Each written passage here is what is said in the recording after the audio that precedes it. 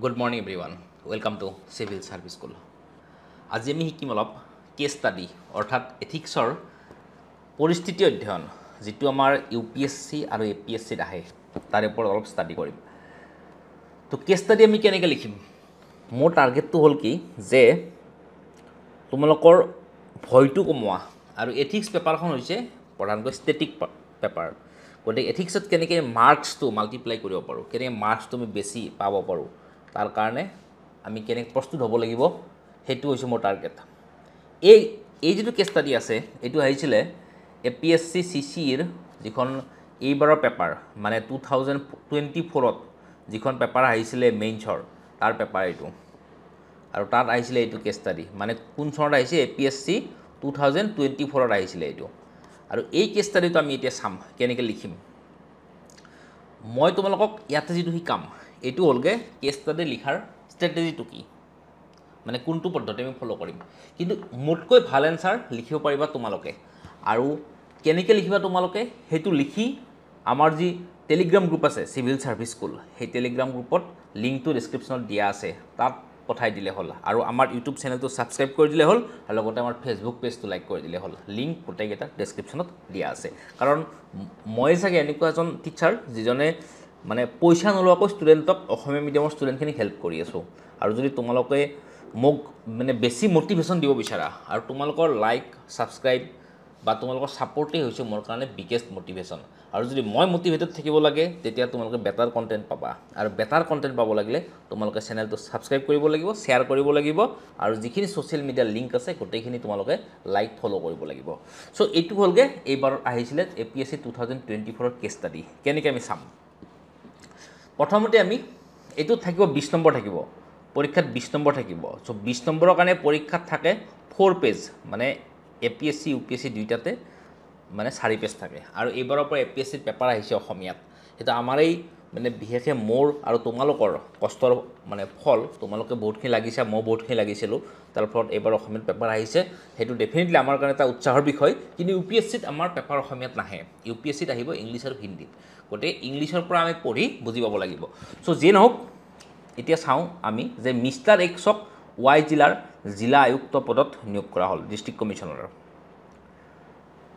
ইয়াতে যে দিছে মিষ্টাৰ এক্স, তোমালোকৰ বহুতে মানে প্ৰশ্ন লিখোঁতে এনেকৈ ইংলিছ স্ক্ৰিপ্টত লিখা, এই ইংলিছ স্ক্ৰিপ্টত নিলিখিবা, এইবিলাক অসমীয়া স্ক্ৰিপ্টত লিখিব লাগিব। ইংৰাজী টাৰ্ম লিখা কোনো প্ৰব্লেম নাই, কিন্তু সেইটো লিখিব লাগিব অসমীয়া স্ক্ৰিপ্টত। জিলা আয়ুক্ত পদত নিয়োগ কৰা হ'ল। আৰু ইয়াত যিটো মই পেন ইউজ কৰিছোঁ, এই কলমটো মই ইউজ কৰিছোঁ নৰ্মেল 5 টকীয়া পেন, এইটো হাউজাৰ পেন ইউজ কৰিছোঁ, 5 টকীয়া পেনটো, সেইটো লিখাৰ কাৰণে ইউজ কৰিছোঁ। চ' তোমালোকে যিখিনি এপিএসচিৰ কাৰণে প্ৰিপাৰেশ্যন কৰি আছা, এপিএসচিৰ মেইনছ পৰীক্ষাটো হয় ঠাণ্ডাৰ দিনতো হয়, গৰমৰ দিনতো হয়। গতিকে গৰমৰ দিনত যদি পৰীক্ষা হয় তোমালোকে পাইলট V5 ইউজ কৰিব নোৱাৰা। পাইলট V5টো হৈছে মষ্ট পপুলাৰ পেন ইউপিএসচি মেইনছ লিখাৰ কাৰণে, কাৰণ ইউপিএসচি মেইনছটো হয়গৈ ঠাণ্ডাৰ দিনত, আৰু ঠাণ্ডাৰ দিনত হ'লে ঘাম যিহেতু নোলায়, গতিকে পাইলট V5টো ইউজ কৰিব পাৰি। কিন্তু এপিএসচি গৰমৰ দিনত হয় মেইনছটো, বা ঠাণ্ডাৰ দিনতো হ'ব পাৰে, গতিকে কোনো গেৰাণ্টি নাই। গতিকে এপিএসচিৰ কাৰণে তোমালোকে বেষ্ট পেন মানে চুজ কৰি ল'ব লাগিব। মই এইটো হাউজাৰ দি লিখিছোঁ, বা তোমালোকে 5 টকীয়া Q5 বুলি এটা পেন পায়, সেই Q5টোৰে লিখিব পাৰা, তোমালোকৰ ইচ্ছা। কিন্তু ইউপিএসচিৰ কাৰণে, ইউপিএসচি মেইনছৰ কাৰণে বেষ্ট পেনটো হৈছে পাইলট V5। তো জিলা আয়ুক্ত নিয়োগ কৰা হ'ল। চৰকাৰৰ উন্নয়নমূলক আঁচনি ৰূপায়ণ কৰাৰ ক্ষেত্ৰত তেওঁ কামৰ প্ৰতি থকা মনোযোগ তথা দক্ষতাৰ বাবে পৰিচিত। তেওঁ মানে বহুত এজন মানে আপৰাইট চিভিল ছাৰ্ভেণ্ট। বছৰ বছৰ ধৰি চলি থকা খৰাং পৰিস্থিতিৰ অৱসান ঘটাবৰ বাবে চৰকাৰে ৱাই জিলাত এটা বৃহৎ জলসিঞ্চন প্ৰকল্প ৰূপায়ণ কৰিবলৈ সিদ্ধান্ত গ্ৰহণ কৰিলে, মানে এটা বনাব, ইৰিগেশ্যন স্কিম বনাব।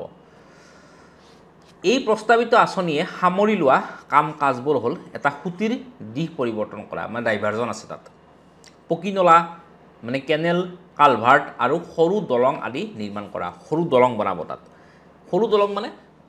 দলং মানে কেনেকুৱা যে কালভাৰটো বনাব, ছাপ'জ এটা কালভাৰ বনাব, মানে এটা সুঁতি আছে এনেকুৱা, এই সুঁতিটো যেনেকৈ তোমালোকে যদি দেখা যে আমাৰ যিবিলাক মানে পিকনিক স্পট আছে, সেই পিকনিক স্পটবিলাক প্ৰধানকৈ ইৰিগেশ্যন স্কিম। বগামাটি পিকনিক স্পটটো বিখ্যাত। সেই বগামাটি পিকনিক স্পট যদি তোমালোকে চোৱা, সেই বগামাটি পিকনিক স্পটটো আচলতে এটা ইৰিগেশ্যন স্কিম। তাত কি হৈছে, এটা নদী বৈ গৈছে এনেকৈ, আৰু সেই নদীটোৰ পৰা এটা ইৰিগেশ্যন স্কিম আছে, আৰু এইটো হ'লগৈ ডাইভাৰ্জন। এই ডাইভাৰজনটো কৰি তাৰ ওপৰত দলং আছে এনেকুৱা দলং বনাইছে মানে আচলতে এই যিটো মানে কেছ ষ্টাডি মানে যিটো পৰিস্থিতি অধ্যয়ন সেইটো বগামাটি স্কিমটোৰ লগত বহুতখিনি মিল আছে মানে তাত কি হৈছে যে নদীটো বৈ গৈছে তাৰ পৰা এটা এনেকুৱা ডাইভাৰজন আছে সেই ডাইভাৰজনটোত এটা কেনেল বনাইছে আৰু সেই কেনেলটোৰ ওপৰত এনেকুৱাকৈ পকী নলা এনেকুৱাকৈ ব্ৰিজ বনাইছে এনেকুৱাকৈ ব্ৰিজ বনোৱা আছে তাত আৰু কালভাৰ্ট বনাই মানে ইয়াতে কিছুমান কালভাৰ্ট বনাই সেই কালভাৰ্টবিলাকেদি পানীবিলাক আৰু সৰু সৰু ষ্ট্ৰীমত এনেকুৱাকৈ ডাইভাৰ্ট কৰি লৈ গৈছে ইয়াতে সাপোজ কালভাৰ্ট বনাই দিলে বা ডাইভাৰজন বনাই দিলে তাৰপিছত ইয়াতে এনেকৈ মানে হেৰি কৰাই দিলে ডাইভাৰ্ট কৰাই দিলে তাৰপিছত সাপোজ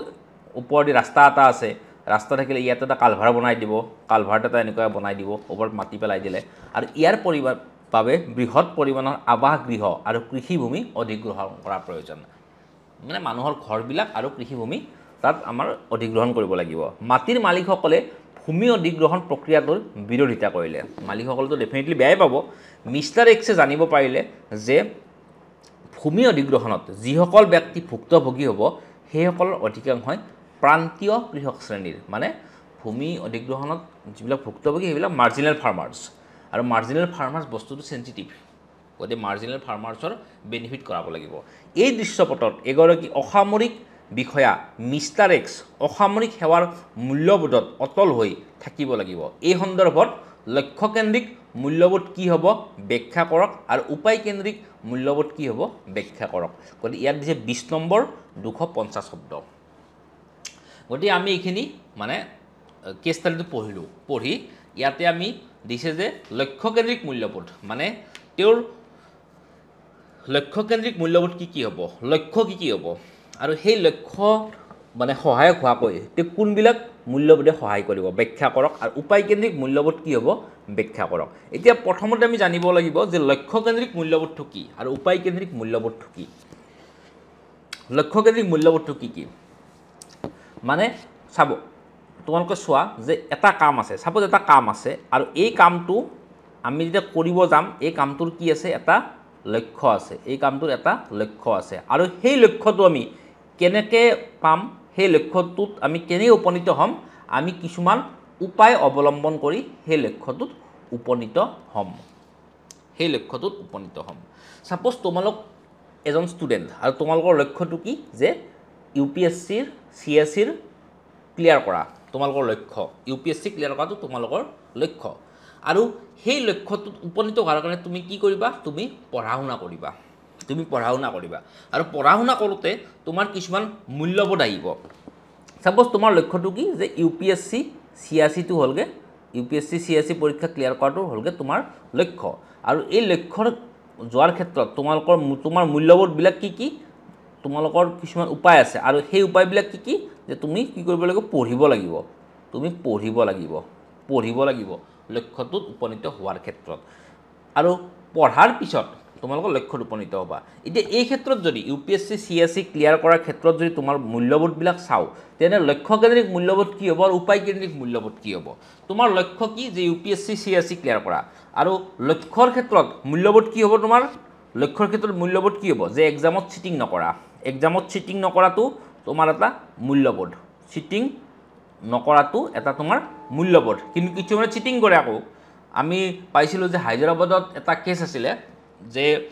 যদি সেইবিলাক এক্সাম্পল দিব পাৰোঁ বেটাৰ যে হায়দৰাবাদত এটা কেছ আছিলে যে মানুহজন অলৰেডি এজন IPS অফিচাৰ আছিলে তেওঁৰ নামটো মোৰ একজেক্টলি মনত পৰা নাই তো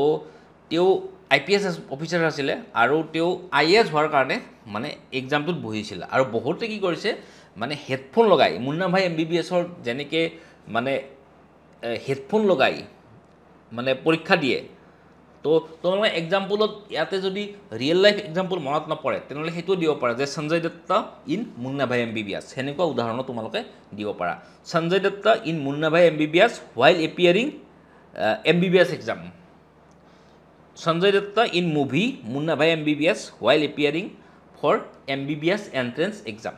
তো সেনেকুৱা এক্সামটো তুমি দিব পাৰা তো তুমি কি কৰিবা তুমি লক্ষ্যত উপনীত হোৱাৰ ক্ষেত্ৰত তোমাৰ কি কাম হ'ব যে তুমি চিটিং নকৰা পৰীক্ষা হলত কোনো ধৰণৰ চিটিং নকৰা দ্বিতীয়টো কি হ'ব পাৰে যে তুমি পৰীক্ষা হলত বেলেগক ডিষ্টাৰ্ব নকৰা তোমাৰ মূল্যবোধ কি হ'ব পাৰে তোমাৰ ভেলু কি হ'ব পাৰে যে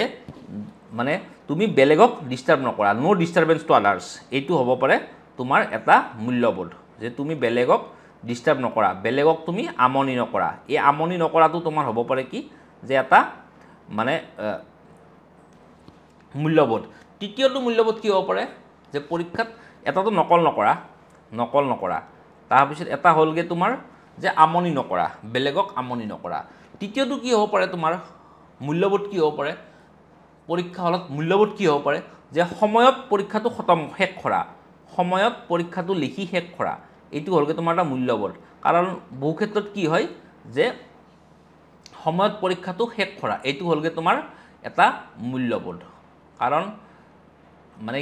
বহু ক্ষেত্ৰত কি হয় যে আমি সময়ত মানে বেলটো বজালে, চাপ'জ 3 ঘণ্টাত বেলটো বজালে, সেই বেলটো বজোৱাৰ পিছত আমি লিখি থাকোঁ কাৰণ আমাৰ পৰীক্ষাটো শেষ নহয়। কিন্তু তোমাক যেনেকৈ 3 ঘণ্টা সময় দিছে, বেলেগকো 3 ঘণ্টা সময় দিছে, তুমি 2 মিনিট 3 মিনিট এক্সট্ৰা এটা লিখিলা, গতিকে সেইটো এটা মূল্যবোধৰ পৰিপন্থী কাম, সময়ত পৰীক্ষাটো শেষ কৰা। তৃতীয়টো কি হ'ব পাৰে, তাৰপিছত কি হ'ব পাৰে যে যিবিলাক নিয়ম দিয়ে, ছাপ'জ এডমিট কাৰ্ড নিব লাগিব, ফটোকপি নিব লাগিব, গতিকে যিবিলাক নিয়ম থাকে সেই নিয়মবিলাক পৰীক্ষাৰ নিয়মসমূহ অনুসৰণ কৰা, এইবিলাক হ'লগৈ আমাৰ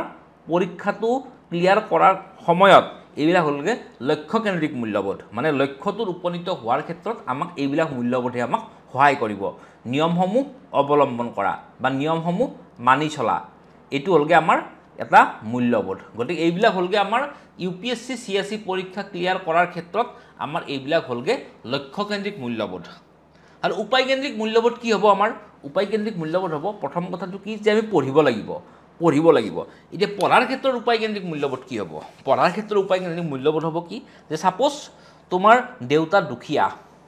মানে পৰিস্থিতিটো ছাপ'জ এনেকুৱা যে তোমাৰ দেউতা বহুত দুখীয়া, আৰু দুখীয়াৰ কাৰণে তোমাৰ দেউতাই কৈছে যে তই UPSCটো ক্লিয়াৰ কৰ, তই পঢ়িব যা, মই মাটি বেচি দিম। তেতিয়া তুমি দেউতাক কৈছা যে দেউতা মাটি বেচিব নালাগে, মই প্ৰিপাৰেশ্যন কৰিম, লগতে মই ছাত্ৰ ছাত্ৰীক পঢ়াম। মানে প্ৰিপাৰেশ্যন কৰাৰ লগে লগে মই কি কৰিম, মই ছাত্ৰ ছাত্ৰীক পঢ়াম, অৰ্থাৎ মই টিউশ্যন কৰিম, মই টিউশ্যন কৰি পঢ়িম। গতিকে এইটো হ'লগৈ তোমাৰ এটা উপায়কেন্দ্ৰিক মূল্যবোধ।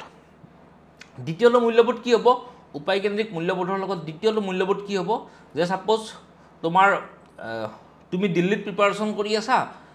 প্ৰিপাৰেশ্যন কৰাৰ সময়ত বা তুমি গুৱাহাটীত প্ৰিপাৰেশ্যন কৰি আছা, বা তুমি অসমৰ যিকোনো জিলাত, ছাপ'জ যোৰহাটত প্ৰিপাৰেশ্যন কৰি আছা, নলবাৰীত প্ৰিপাৰেশ্যন কৰি আছা, তোমাৰ লগৰ এজন বন্ধুৰ কিবা এটা প্ৰব্লেম হৈছে, মানে তেওঁৰ মা হস্পিটেলত আছে আৰু তোমাক কৈছে যে হেল্প এটা লাগে তোমাৰ পৰা, যে ৰাতি ৰখি দিব লাগে। তাৰপিছত তুমি সেই ল'ৰাজনক ৰখিব গৈছা, ছাপ'জ মানে তাৰ মাকক তুমি ৰখিব গৈছা এক্সামত। গতিকে এইটো প্ৰিপাৰেশ্যনৰ সময়তেই এইটো হ'লগৈ তোমাৰ এটা উপায়কেন্দ্ৰিক মূল্যবোধ। মানে তুমি তোমাৰ বন্ধুবৰ্গৰ কাৰণেও সময় দিছা, মানে প্ৰিপাৰেশ্যনৰ লগে লগে তুমি তোমাৰ বন্ধুবৰ্গৰ কাৰণেও সময় দিছা। আৰু এইবিলাক হ'লগৈ উপায়কেন্দ্ৰিক মূল্যবোধ। এই উপায়টো ইম্পৰ্টেণ্ট। কিয় উপায়টো ইম্পৰ্টেণ্ট? আজি চোৱা যে তোমালোকৰ লগ বন্ধুবিলাক চোৱা, যিবিলাকে আজি পৰীক্ষা ক্লিয়াৰ কৰিছে, ছাপ'জ UPSC ক্লিয়াৰ কৰিছে, APSC ক্লিয়াৰ কৰিছে, ক্লিয়াৰ কৰি ডেইলি তেওঁলোকৰ বিভিন্ন মানে কৰাপশ্যনৰ কেছবিলাক আমি নিউজত পঢ়িব পাওঁ, বিভিন্ন কৰাপশ্যনৰ কেছবিলাক নিউজত ওলাই থাকে। চ' এথিক্স পঢ়ি, এথিক্সত ইমান ধুনীয়া উত্তৰ লিখি যেতিয়া ছাৰ্ভিচত সোমোৱাৰ লগে লগে যিকোনো গভমেণ্ট ছাৰ্ভিচে তুমি ধৰা যে মানে সোমোৱাৰ লগে লগে তেওঁলোকৰ এথিক্স বা তেওঁলোকৰ নীতিশাস্ত্ৰক জলাঞ্জলি দি দুৰ্নীতিত লিপ্ত হয়। গতিকে এইটো কিহৰ কাৰণে হয়? এইটো এটা কাৰণে হয় যে উপায়কেন্দ্ৰিক মূল্যবোধ। উপায়টো তেওঁৰ যিটো মানে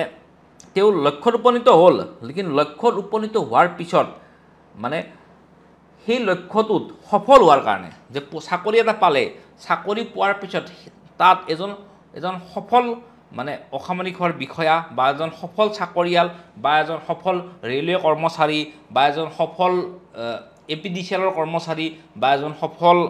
পাৱাৰ গ্ৰীডৰ কৰ্মচাৰী বা IOCL কৰ্মচাৰী হোৱাৰ ক্ষেত্ৰত বা সফল এজন ইউনিভাৰ্চিটিৰ প্ৰফেচাৰ হোৱাৰ ক্ষেত্ৰত তেওঁলোকে কি হয় যে সেই যিটো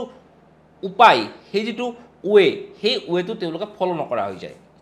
কি হয় বৰ্তমান যে মানে ভালকৈ পঢ়া শুনা কৰিলে, PhD কৰি কলেজ এখনৰ প্ৰফেচাৰ হ'ল, প্ৰফেচাৰ হোৱাৰ পিছত তেওঁ কি কৰে, পঢ়া শুনাটো বাদ দি দিয়ে আৰু বাদ দি এটা নোটছ বনাব আৰু সেই নোটছটো গোটেই বছৰ ষ্টুডেণ্টক দি থাকে, আৰু এইটো কি কাৰণে হৈছে? তেওঁৰ যিটো উপায়কেন্দ্ৰিক মূল্যবোধ, সেই উপায়কেন্দ্ৰিক মূল্যবোধটো তেওঁৰ অৱক্ষয় হৈছে। তেওঁ প্ৰফেচাৰ হ'ল ঠিকেই, কিন্তু সৎ প্ৰফেচাৰ হোৱাৰ, তেওঁৰ যি এজন সফল প্ৰফেচাৰ হোৱাৰ, এজন সফল অধ্যাপক হোৱাৰ তেওঁৰ যি লক্ষ্য, সেই লক্ষ্যকেন্দ্ৰিক মূল্যবোধটো তেওঁ ভবাই নাই কিন্তু সেই লক্ষ্যকেন্দ্ৰিক মূল্যবোধৰ ক্ষেত্ৰত যিটো উপায় অৱলম্বন কৰিছে সেই উপায়টো তেওঁৰ দুৰ্নীতিপৰায়ণ হৈ গৈছে উপায়টো তেওঁৰ কৰাপ্টেড হৈ গৈছে আৰু সেইকাৰণে তেওঁ এজন সফল অধ্যাপকো হ'ব নোৱাৰে আৰু লগতে সেই সফল অধ্যাপক হোৱাৰ ক্ষেত্ৰত তেওঁৰ যে মিন্স সেই মিন্সটো তেওঁৰ ভুল গতিকে আমি এতিয়া বুজি পালোঁ যে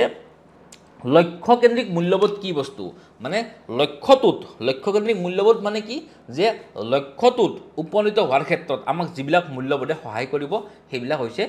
লক্ষ্যকেন্দ্ৰিক মূল্যবোধ আৰু উপায়কেন্দ্ৰিক মূল্যবোধটো কি যে যিবিলাক মূল্যবোধে আমাক মানে লক্ষ্যত উপনীত হোৱাৰ ক্ষেত্ৰত যিবিলাক মূল্যবোধে আমাক সহায় কৰিব সেইবিলাক হ'লগৈ আমাৰ উপায়কেন্দ্ৰিক মূল্যবোধ আমি যদি ভাৰতৰ সংবিধানৰ কথা চাওঁ ভাৰতবৰ্ষৰ যিখন সংবিধান এই সংবিধানখনৰ ভাৰতৰ যিখন সংবিধান এই সংবিধানখনৰ লক্ষ্যকেন্দ্ৰিক মূল্যবোধ কি কি ভাৰতৰ যিখন সংবিধান এই সংবিধানখনৰ লক্ষ্যকেন্দ্ৰিক মূল্যবোধ কি কি লক্ষ্য মানে ভাৰতৰ সংবিধানৰ লক্ষ্য কি সংবিধানৰ লক্ষ্য হৈছে কি যে এখন ৱেলফেয়াৰ ষ্টেট মানে সৃষ্টি কৰা ৱেলফেয়াৰ ষ্টেট মানে কি যে কল্যাণকামী ৰাষ্ট্ৰ এখন ভাৰতবৰ্ষৰ সংবিধানৰ লক্ষ্যবিলাক কি কি এখন এটা লক্ষ্য হৈছে যে এখন কল্যাণকামী ৰাষ্ট্ৰৰ সৃষ্টি কৰা এখন হৈছে কি যে কল্যাণকামী ৰাষ্ট্ৰৰ সৃষ্টি কৰা এইটো হ'লগৈ এটা লক্ষ্য দ্বিতীয় লক্ষ্য কি যে সকলোৰে কাৰণে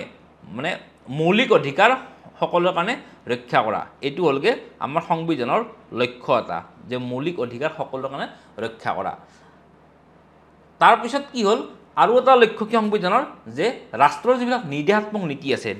ডিৰেক্টিভ প্ৰিন্সিপলছ অফ ষ্টেট পলিচি ৰাষ্ট্ৰৰ যিবিলাক নিৰ্দেশাত্মক নীতি আছে এই নিৰ্দেশাত্মক নীতিবিলাক কিয় আছে এই নিৰ্দেশাত্মক নীতিবিলাক এটা কাৰণে আছে যে এইবিলাক হ'লগৈ আমাৰ ভাৰতবৰ্ষৰ ৰাষ্ট্ৰখনৰ লক্ষ্য গতিকে ভাৰতৰ সংবিধানৰ লক্ষ্যকেন্দ্ৰিক মূল্যবোধবিলাক কি কি যে কল্যাণকামী ৰাষ্ট্ৰ মৌলিক অধিকাৰ নিৰ্দেশাত্মক নীতি এইবিলাক হ'লগৈ ভাৰতৰ সংবিধানৰ লক্ষ্যকেন্দ্ৰিক মূল্যবোধ আৰু উপায়কেন্দ্ৰিক মূল্যবোধবিলাক কি কি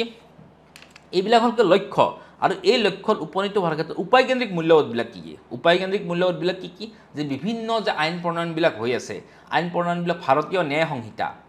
ভাৰতীয় ন্যায় সংহিতা যিখন ৰিচেণ্টলি আজি কিছুদিন আগতে হ'ল আগতে আছিলে এইখন IPC বৰ্তমান হ'লগৈ ভাৰতীয় ন্যায় সংহিতা ভাৰতীয় নাগৰিক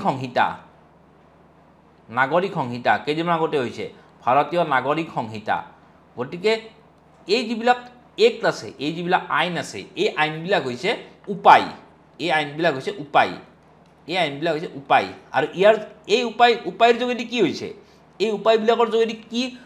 মানে কি প্ৰতিষ্ঠা কৰিব বিচৰা হৈছে এই উপায়বিলাকৰ যোগেদি প্ৰতিষ্ঠা কৰিব বিচৰা হৈছে যে সামাজিক ন্যায় এইবিলাক হ'লগৈ উপায় এইবিলাক হ'লগৈ আমাৰ লক্ষ্য ভাৰতীয় সংবিধানৰ এইবিলাক হৈছে লক্ষ্যকেন্দ্ৰিক মূল্যবোধ আৰু এই লক্ষ্যবিলাকত কেনেকৈ উপনীত হ'ম যদিহে আমি সামাজিক ন্যায় প্ৰতিষ্ঠা কৰোঁ সামাজিক ন্যায় প্ৰতিষ্ঠা কৰিলে আমি লক্ষ্যত উপনীত হ'ম তাৰপিছত আমাৰ উপায় কি হ'ব আৰু উপায় কি হ'ব আমাৰ যে আমি যদি কাষ্ট ক্ৰিড ৰিলিজন জাতি ধৰ্ম বৰ্ণ নিৰ্বিশেষে আমি ভেদাভেদ গুচাব পাৰোঁ আৰু ভেদাভেদ গুচোৱাৰ কাৰণে আমাৰ সংবিধানত অনুচ্ছেদ আছে আৰ্টিকল 16 আৰ্টিকল 17 এইবিলাক অনুচ্ছেদ আছে গতিকে এইবিলাক হ'লগৈ আমাৰ উপায়কেন্দ্ৰিক মূল্যবোধ মানে মূল্যবোধটো কি যে সামাজিক ন্যায় প্ৰতিষ্ঠা কৰা আৰু সামাজিক ন্যায় প্ৰতিষ্ঠা কৰাৰ কাৰণে বিভিন্ন এক্ট আছে ইকুৱেল ৱেজেছ এক্ট মানে মতা আৰু মাইকী মানুহ সকলোৰে কাৰণে ইকুৱেল ৱেজেছ মানে সমান কামৰ কাৰণে সমানেই তেওঁলোকে চেলাৰি পাব সমানেই বেতন পাব গতিকে ইকুৱেল ৱেজেছ এক্ট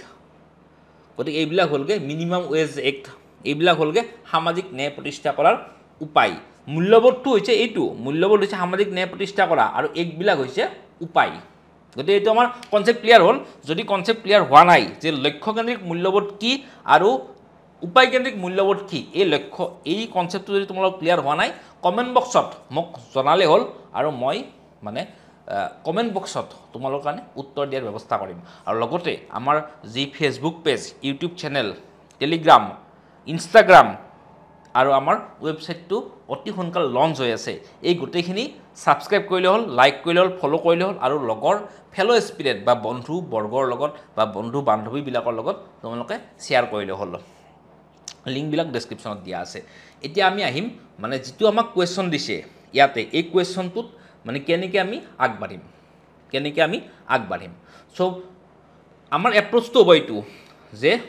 আচলতে এই যিটো প্ৰশ্ন দিছে এই প্ৰশ্নটো অলপ ডিফিকাল্ট প্ৰশ্ন ডিফিকাল্ট এইকাৰণে মানে ইয়াতে ডাইৰেক্ট ডেফিনিশ্যনো দিছে আৰু ডেফিনিশ্যনটো আমি এনেও লিখিব পাৰোঁ কিন্তু ডেফিনিশ্যনটো আমি লিখিব লাগিব প্ৰধানকৈ যিটো কেছ ষ্টাডি দিছে এই কেছ ষ্টাডিটোৰ ওপৰত বেছ কৰি আমি ডেফিনিশ্যনটো লিখিব লাগিব চ' কেনেকৈ লিখিম যে উপৰোক্ত উদাহৰণটো হৈছে সমাজৰ স্পৰ্শকাতৰ শ্ৰেণীৰ প্ৰতি থকা মৰম সহানুভূতি তথা সমাজৰ বৃহত্তৰ স্বাৰ্থত ৰূপায়ণ কৰা দীৰ্ঘম্যাদী আঁচনিৰ ৰূপায়ণৰ ক্ষণস্থায়ী কুপ্ৰভাৱৰ মাজত হোৱা নৈতিক সংঘাতৰ এক নিদৰ্শন মানে যিকোনো কেছ ষ্টাডিত যিকোনো পৰিস্থিতি অধ্যয়নত আমাৰ যি প্ৰথম লাইন দিম সেই প্ৰথম লাইনটোত আমি এটা ডাইলেমাৰ কথা ক'ম এইটো মোৰ ষ্ট্ৰেটেজি আৰু এই ষ্ট্ৰেটেজিটো মই তোমালোকেও ফ'ল' কৰাটো মই বিচাৰোঁ প্ৰথমতে আমি ডাইলেমাৰ কথা ক'ম মানে মেণ্টেল দুবিধাৰ কথা এটা ক'ম মানে মানসিক দুবিধা বা মানসিক মনস্তত্বৰ এটা মানে ডাইলেমা সেই ডাইলেমাৰ ওপৰত এটা কথা ক'ম মানে নৈতিক সংঘাতৰ এটা কথা ক'ম যে ইয়াতে আমি কি কৈছোঁ যে ইয়াতে দুটা কেছ আছে দুটা কেছ কি যে এটা প্ৰথমতে কি যদি ইৰিগেশ্যন স্কিমটো আমি বনাওঁ ইৰিগেশ্যন স্কিমটো বনালে এটা বহুত সংখ্যক জনসাধাৰণৰ ইৰিগেশ্যন স্কিমটো যদি আমি এটা বনাওঁ এটা বহুত সংখ্যক জনসাধাৰণৰ তাত লাভ হ'ব বহুত জনসাধাৰণৰ তাত লাভ হ'ব জিলাখনৰ মানে যিমানবোৰ জনসাধাৰণ আছে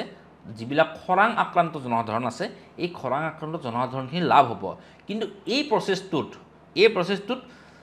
কিছুমান মানুহৰ অলপ লোকচান হ'ব আৰু সেই মানুহখিনি হৈছে যে সমাজৰ স্পৰ্শকাতৰ লোকসকল মানে যিটো মাৰ্জিনেল ফাৰ্মাৰ্ছ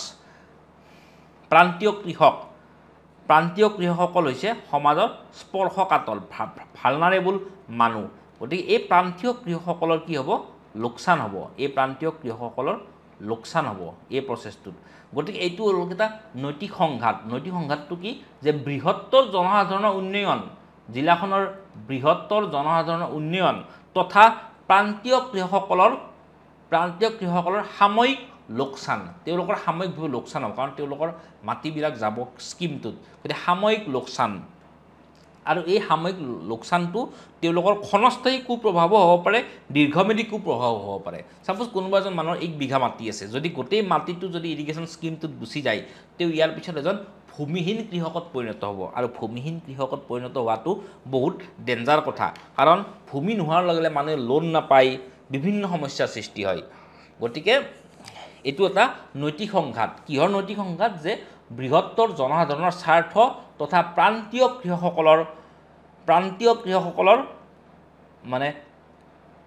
কৃষকসকলৰ বা স্পৰ্শকাতৰ শ্ৰেণীৰ প্ৰতি থকা মৰম আৰু সহানুভূতি ইয়াতে আচলতে মই যে এই মৰম আৰু সহানুভূতি দিছোঁ এনেকুৱা ধৰণৰ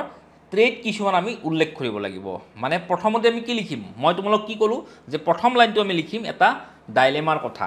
মানে আমি এনেকুৱা লিখিম যে উপৰোক্ত পৰিস্থিতি বা উপৰোক্ত উদাহৰণটো হৈছে যে ব্যক্তিৰ মানে ইণ্টাৰনেল কনচিয়াছনেছ ভাৰ্চাছ লাভ বা এনেকুৱা এটা দিম মানে যে ব্যক্তিৰ আত্মসচেতনতা আৰু তেওঁৰ দুখীয়া মানুহৰ প্ৰতি থকা সহানুভূতিৰ মাজত এক নৈতিক সংঘাত মানে এনেকুৱা দুটা ট্ৰেইটৰ কথা দিম প্ৰথম লাইনটোত দুটা ট্ৰেইট মানে দুটা গুণ বা দুটা মূল্যবোধৰ যে সংঘাত হৈছে এই প্ৰথম লাইনটোত আমি সেইটো দিম ইয়াতে আমি সমাজৰ বৃহত্তৰ স্বাৰ্থ মানে interest of the society versus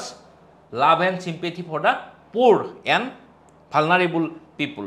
এইটো দিম আমি ইয়াতে যে মানে ইয়াতো এটা ডাইলেমা হৈছে যিকোনো কেছ ষ্টাডিত যিমান কেছ ষ্টাডি আহিব 6টা কেছ ষ্টাডি আহিব পৰীক্ষাত 6টা কেছ ষ্টাডি প্ৰতিটোতেই প্ৰথম লাইনটো আমি এইটোৱে দিম যে ইট ইজ এ ডাইলেমা এইটো হৈছে এটা নৈতিক সংঘাত দুটা মানুহৰ মূল্যবোধৰ মাজৰ এক নৈতিক সংঘাত এইটো হ'ল তাৰ পিছৰ লাইনটো আমি দিম অংশীদাৰসকল যিকোনো কেছ ষ্টাডিত irrespective of any case study second লাইনটোত আমি দিম অংশীদাৰ মানে ষ্টেক হোল্ডাৰ্ছ ইংৰাজীত হ'লে আমি ষ্টেক হোল্ডাৰ্ছ লিখিম অসমীয়াত হ'লে আমি অংশীদাৰসকল লিখিম ইয়াত অংশীদাৰসকল কি আছে যে প্ৰান্তীয় কৃষকসকল এটা অংশীদাৰ মিষ্টাৰ এক্স জিলা আয়ুক্ত হিচাপে মিষ্টাৰ এক্স এজন অংশীদাৰ মাটিৰ মালিকসকল এই তিনিটা অংশীদাৰ আছে ইয়াতে প্ৰান্তীয় কৃষকসকল মিষ্টাৰ এক্স জিলা আয়ুক্ত মাটিৰ মালিকসকল আৰু এটা অংশীদাৰ আছে সেই অংশীদাৰটো হৈছে কি যে জিলাখনৰ জনসাধাৰণ এইটো হ'লগৈ এটা অংশীদাৰ যিকোনো কেছ ষ্টাডিত প্ৰথমতে আমি লিখিম যে এটা ডাইলেমাৰ কথা ক'ম প্ৰথমতে যিকোনো কেছ ষ্টাডিত জিলাখনৰ জনসাধাৰণ প্ৰথম যিকোনো কেছে প্ৰথমতে আমি এটা ডাইলেমাৰ কথা ক'ম নৈতিক সংঘাতৰ কথা ক'ম আৰু নৈতিক সংঘাতৰ কথা কওঁতে দুটা হিউমেন ট্ৰেইট দুটা এনেকুৱা কিৱৰ্ড দিম মানে এথিক্সৰ চিলেবাছত থকা দুটা কিৱৰ্ডৰ কথা ক'ম তাৰপিছত দ্বিতীয়তে আমি দিম যে অংশীদাৰসকল ষ্টেক হোল্ডাৰবিলাকৰ কথা ক'ম এটা হৈছে মাৰ্জিনেল ফাৰ্মাৰ্ছ প্ৰান্তীয় কৃষকসকল মিষ্টাৰ এক জিলায়ুক্ত হিচাপে মাটিৰ মালিকসকল আৰু এইটো ক্লিয়াৰ নহয় যে মাটিৰ মালিকসকল প্ৰত্যেকজনে যে প্ৰান্তীয় কৃষক হয় এই কথাটো প্ৰশ্নটোত ক্লিয়াৰ নহয় গতিকে মাটিৰ মালিকসকলো মই এটা ছেপাৰেট অংশীদাৰ বুলি ধৰি লৈছোঁ প্ৰান্তীয় কৃষকসকল এইটো এটা অংশীদাৰ জিলাখনৰ জনসাধাৰণ তেওঁলোক এটা অংশীদাৰ এই গোটেই ঘটনাটোত তেওঁলোকো এটা অংশীদাৰ আৰু এটা আমি অংশীদাৰ দিব পাৰোঁ চৰকাৰ বুলি দিব পাৰোঁ চৰকাৰো এটা অংশীদাৰ ইয়াতে চৰকাৰ এটা অংশীদাৰ আৰু অংশীদাৰ কোন আছে ইয়াতে আৰু কোনোবা অংশীদাৰ ৰৈ গ'ল নেকি মোৰ হিচাপত ৰৈ যোৱা নাই আৰু অংশীদাৰ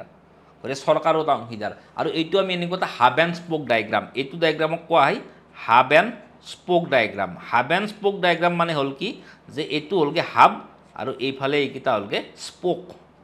এইকেইটা হ'লগৈ স্পোক মানে চাইকেলৰ চকাৰ নিচিনা হাব এণ্ড স্পোক মানে চকা আৰু ধুৰা মানে চাইকেলৰ কি থাকে ধুৰা থাকে এটা থাকে ধুৰা আৰু এটা থাকে কি থাকে স্পোক স্পোকৰ ইংৰাজী অসমীয়া কি মই নাজানো কিন্তু যদি নাজানো মই এনেকৈ লিখিম স্পোক এনেকৈ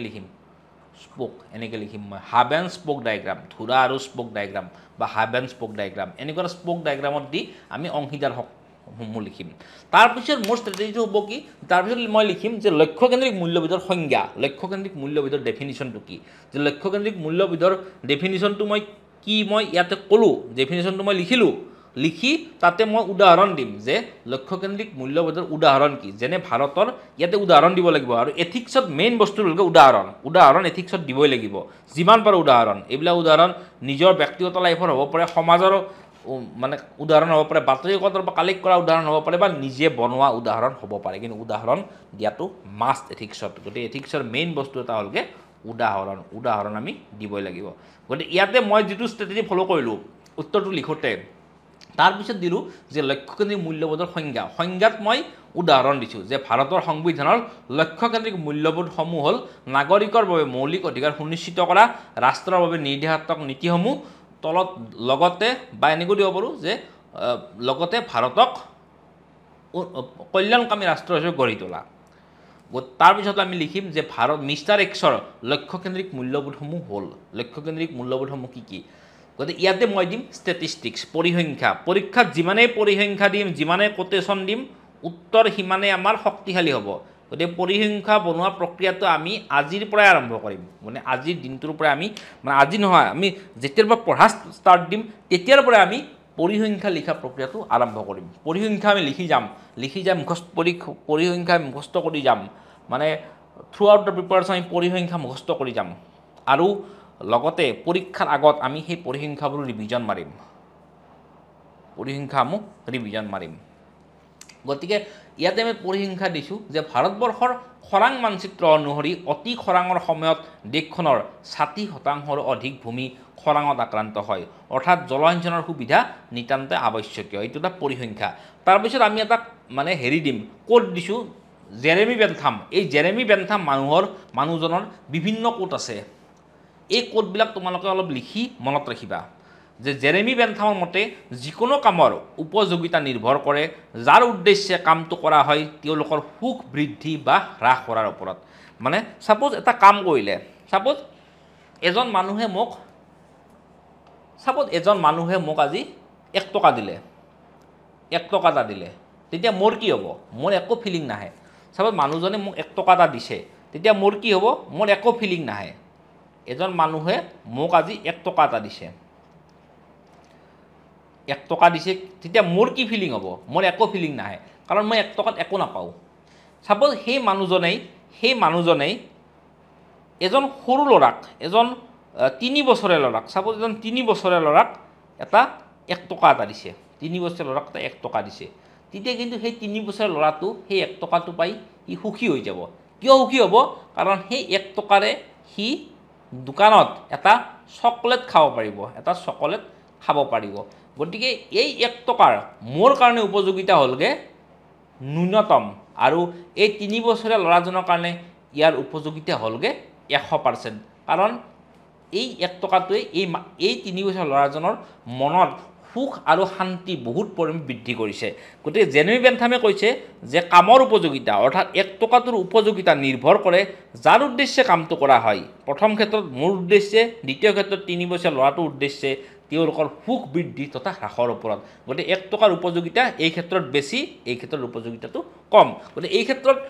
এই উদাহৰণটোৰ ক্ষেত্ৰত এইটো কাৰণে কোৱা হৈছে যে ছাপ'জ স্কিমটো বনালে বনাই বৰ্তমান আমাৰ কি হয়, স্কিমবিলাক যে বনাইছে যে এই যে জল জীৱন মিছনৰ স্কিমবিলাক বনাইছে, জল জীৱন মিছনত কি কৰিছে, জল জীৱন মিছনত মানে পানীৰ সুবিধা দিছে। প্ৰথমটো এটা ঘৰে ঘৰে দিছে আৰু চুবুৰীয়ে দিছে। চুবুৰীয়ে যিবিলাক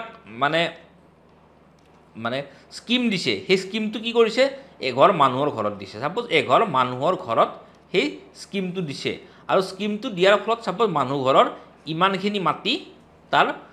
মানুহ ঘৰে ইমানখিনি মাটি ছাপ'জ দান দিলে, এই স্কিমটোৰ কাৰণে দান দিলে। ছাপ'জ মানুহ ঘৰ দুখীয়া মানুহ আছিলে আৰু দুখীয়া মানুহ ঘৰে আগতে ইয়াতে কি কৰি আছিল, ইয়াতে খেতি কৰি আছিলে, শাক চব্জিৰ খেতি কৰি আছিলে ইয়াতে। তেওঁ এতিয়া যেতিয়া জল জীৱনৰ স্কিমটো আহিল, তেওঁ এই মাটিখিনি সেই স্কিমৰ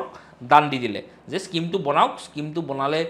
এই অঞ্চলৰ ৰাইজৰ কিবা এটা উপকাৰ হ'ব আৰু মোৰ ঘৰত যিহেতু খোৱা পানীৰ সুবিধা আজিৰ দিনত নাই, গতিকে স্কিমটো হোৱাৰ লগে লগে মোৰ ঘৰত খোৱা পানীটো মই ফ্ৰীতে পাই যাম। নহ'লে তেওঁ ঘৰত কি কৰিব লাগিব, টেংকি বনাব লাগিব, টেংকি বনাই তলৰ পৰা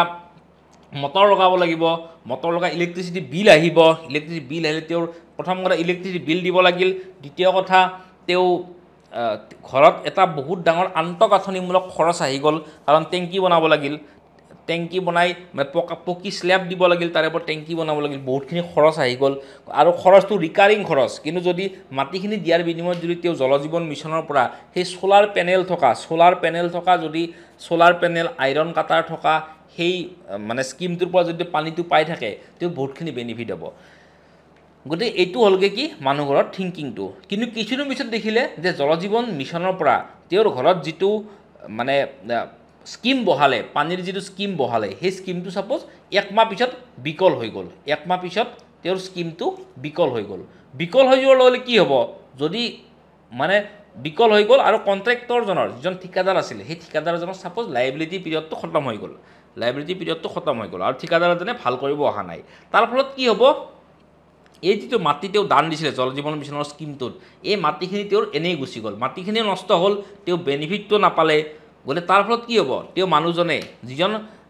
ব্যক্তিয়ে সেই মাটিখিনি দান দিছিল, তেওঁৰ মনত দুখে সৃষ্টি হ'ব।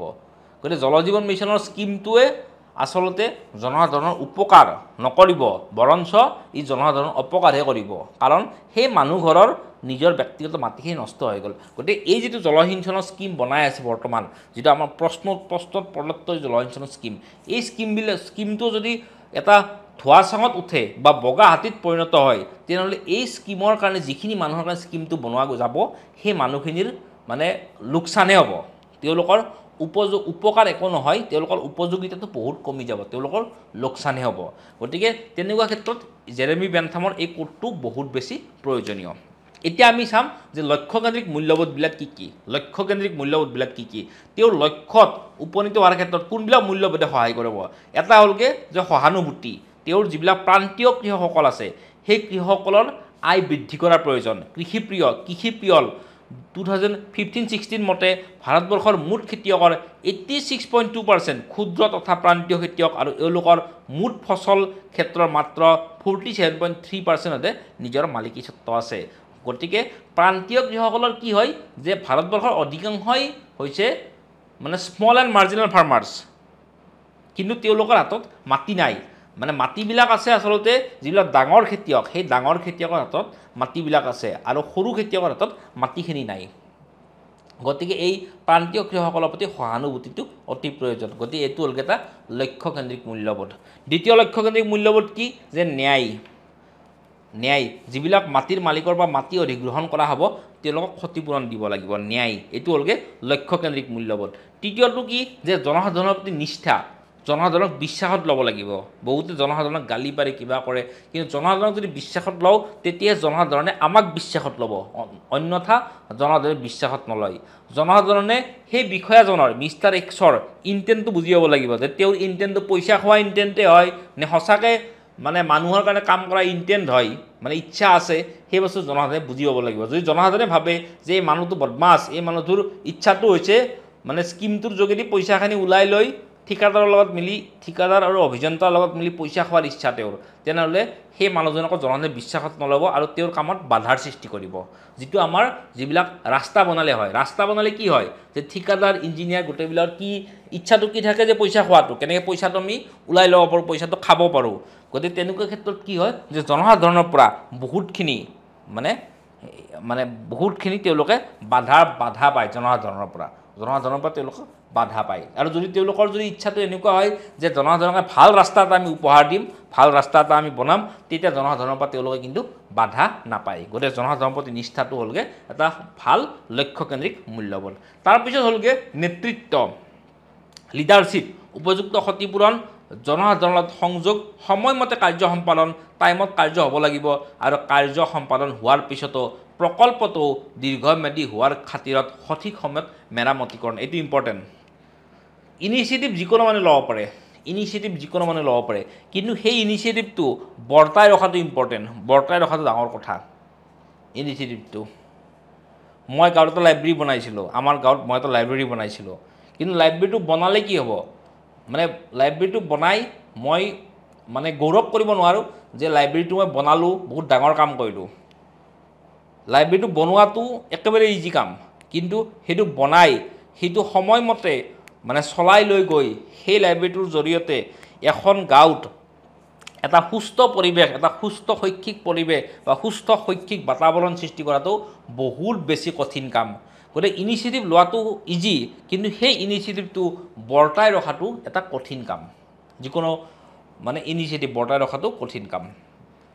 তাৰপিছত আহিল যে উপায়কেন্দ্ৰিক মূল্যবোধৰ সংজ্ঞা প্ৰথমতে আমি লক্ষ্যকেন্দ্ৰিক মূল্যবোধ দেখিলোঁ পৰীক্ষাৰ যিটো প্ৰশ্ন আছে তাত 1 আৰু 2 নম্বৰ আছে আমি ইয়াত 1 আৰু 2 নম্বৰ নিদিলেও হ'ব কাৰণ আমি বস্তুটো ডেছক্ৰিপটিভভাৱে লিখি গৈছোঁ 1 আৰু 2 নম্বৰ আমি ইয়াতে দিয়া নাই 1 2 এনেকুৱা নম্বৰবিলাক আমি দিয়া নাই তাৰপিছত আমি কণ্টিনিউৱাছ লিখি গৈছোঁ প্ৰথমতে আমি কি লিখিলোঁ প্ৰথমতে আমি লিখিলোঁ যে এটা ডাইলেমাৰ কথা ক'লোঁ প্ৰথমতে মানে এটা সংঘাতৰ কথা ক'লোঁ দ্বিতীয়তে আমি লিখিলোঁ অংশীদাৰসমূহ কি তৃতীয়তে আমি লিখিলোঁ লক্ষ্যকেন্দ্ৰিক মূল্যবোধৰ সংজ্ঞা তাৰপিছত লিখিলোঁ লক্ষ্যকেন্দ্ৰিক মূল্যবোধবিলাক কি লক্ষ্যকেন্দ্ৰিক মূল্যবোধ বুলি কৈ আমি 4টা লক্ষ্যকেন্দ্ৰিক মূল্যবোধৰ কথা লিখিলোঁ আৰু লগতে আমি কি লিখিলোঁ লগতে আমি দিলোঁ যে জেৰেমি বেন্থামৰ এটা কোটেশ্যন দিলোঁ আৰু লগতে 2টা ষ্টেটিষ্টিক্স দিলোঁ আমি 2টা পৰিসংখ্যা আমি দিলোঁ গতিকে আমাৰ প্ৰশ্ন উত্তৰটো আমাৰ যিটো উত্তৰ সেই উত্তৰটো সঠিক দিশত আছে সেই উত্তৰটো আমি ষ্ট্ৰং কৰি ৰখাৰ ক্ষেত্ৰত অগ্ৰণী ভূমিকা গ্ৰহণ কৰিছোঁ আমাৰ উত্তৰটো সঠিক আছে এতিয়া নেক্সট আমি লিখিম যে উপায়কেন্দ্ৰিক মূল্যবোধৰ সংজ্ঞা এই সংজ্ঞাটো মই নিজে লিখিলোঁ লিখি তাত মই এটা উদাহৰণ দিলোঁ যে ভাৰতবৰ্ষৰ স্বাধীনতা আন্দোলনত মহাত্মা গান্ধীৰ অহিংসা আইন অমান্য সত্যাগ্ৰহ এইবিলাক আছিল উপায়কেন্দ্ৰিক মূল্যবোধ যে আমি স্বাধীনতা পালোঁ আমি ইণ্ডিপেণ্ডেঞ্চ পালোঁ সেইটো আমাৰ লক্ষ্য স্বাধীনতা আছিলে আমাৰ লক্ষ্য আৰু স্বাধীনতা মানে লোৱাৰ ক্ষেত্ৰত আমাৰ উপায়সমূহ আছিল অহিংসা আইন অমান্য সত্যাগ্ৰহ সৰ্বোদয় এইবিলাক আছিলে আমাৰ উপায় সেইবিলাক আছিলে আমাৰ মিনছ সেইবিলাক আছিলে আমাৰ উপায়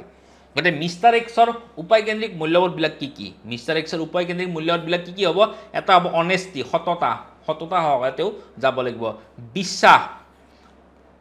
মানে কি প্ৰথম কথা তেওঁ নিজৰ ওপৰত বিশ্বাস থাকিব লাগিব আত্মবিশ্বাস থাকিব লাগিব যে মই কামটো ভালদৰে কৰিব পাৰিম দ্বিতীয়তে তেওঁ জনসাধাৰণৰ ওপৰত পৰবিশ্বাস দুটা বস্তু থাকিব লাগিব এটা হৈছে আত্মবিশ্বাস আৰু এটা হ'লগৈ পৰবিশ্বাস প্ৰথমতে নিজৰ ওপৰত বিশ্বাস থাকিব লাগিব আৰু দ্বিতীয়তে তেওঁ থাকিব লাগিব পৰবিশ্বাস বেলেগৰ ওপৰত মানে জনসাধাৰণৰ ওপৰত তেওঁৰ বিশ্বাস থাকিব লাগিব এই দুটা বিশ্বাস তেওঁৰ থাকিব লাগিব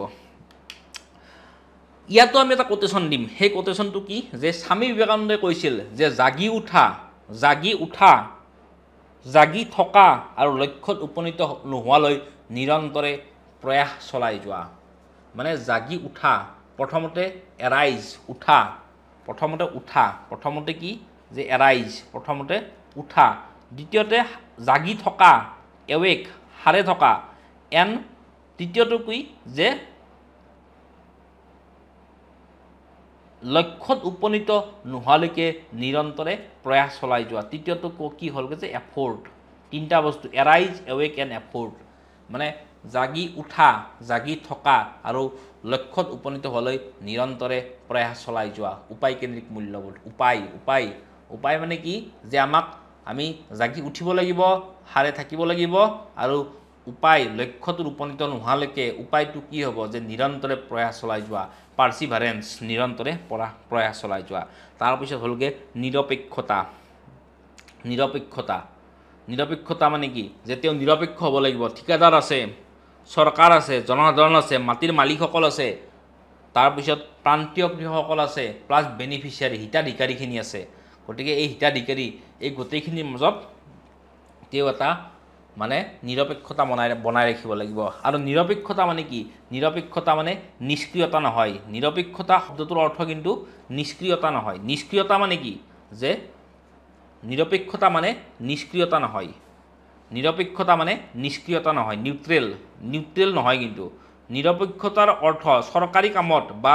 চৰকাৰী সেৱাত নিৰপেক্ষতা মানে নিষ্ক্ৰিয় হৈ থকাটো নহয় নিউট্ৰেল হৈ বহি থকাটো নহয় বৰং ন্যায়ৰ প্ৰতি পক্ষপাতিতাহে এইটো কৈছিলে ষ্টেইনল জাৰ্জি লেক পোলেণ্ডৰ প্ৰসিদ্ধ লেখক এইবিলাক বস্তু এই যিকেইটা কমেণ্ট মই দিছোঁ ইয়াতে বা কোটেশ্যন দিছোঁ এইবিলাক তোমালোকে যিকোনো প্ৰশ্ন নিৰ্বিশেষে তোমালোকে এইবিলাক ব্যৱহাৰ কৰিব পাৰিবা নিৰপেক্ষতা শব্দটো এথিক্সৰ বহীখনত তুমি কমে 6-7 বাৰ লিখিবা তাতে এবাৰত এই কমেণ্টটো ইউজ কৰিলে হ'ল যে নিৰপেক্ষতা মানে নিষ্ক্ৰিয়তা নহয় যে নিৰপেক্ষতা মানে নিউট্ৰেলিটি নহয় বা নিউট্ৰেল থকাটো নহয় বৰঞ্চ ন্যায়ৰ প্ৰতি পক্ষপাতিতাহে বায়াছনেছ টুৱাৰ্ডছ জাষ্টিছ নিৰপেক্ষতা মানে নিউট্ৰেল নহয় বৰঞ্চ কি যে জাষ্টিছৰ প্ৰতি ন্যায়ৰ প্ৰতি পক্ষপাতিতাহে মানে ন্যায় প্ৰতিষ্ঠা কৰাটোহে আচল নিৰপেক্ষতা এইটো কৈছিলে পোলেণ্ডৰ প্ৰসিদ্ধ লেখক মানে পুলিচ ৰাইটাৰ ষ্টেইনল জাৰ্জি লেক এও কৈছিলে স্বচ্ছতা মানে কামবিলাক স্বচ্ছ হ'ব লাগিব আৰু নিয়ম আৰু প্ৰক্ৰিয়াসমূহ মানি চলা যেনে সৰ্বভাৰতীয় আচৰণ বিধি 1968 চিভিল ছাৰ্ভিচ কণ্ডাক্ট ৰুলছ 1968 কৈছে যে সেৱাৰত প্ৰত্যেক বিষয়াই জনসাধাৰণৰ লগত সৌহাৰ্দ্যপূৰ্ণ তথা ভাল আচৰণ বজাই ৰাখিব লাগিব এই যিটো মানে হেৰি আছে